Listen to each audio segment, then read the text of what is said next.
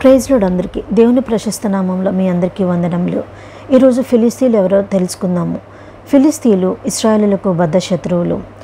ఫిలిస్తీన్లు ఐగుప్తు నుండి కనాన్లో స్థిరపడిన బహు శరీర దారుఢ్యం కలిగిన మనుషులు. వీరు ఇశ్రాయేలులకు బద్ధ శత్రువులు.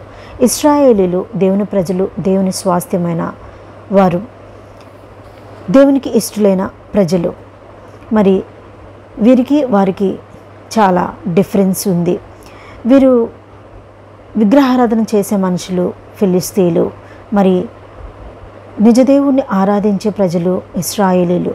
మరి ఆకాశమునకు భూమికి ఎంత వ్యత్యాసం ఉందో అంత వ్యత్యాసము దేవుని ప్రజలైన ఇశ్రాయేలీలకును ఫిలిస్తీన్లకును ఉంది.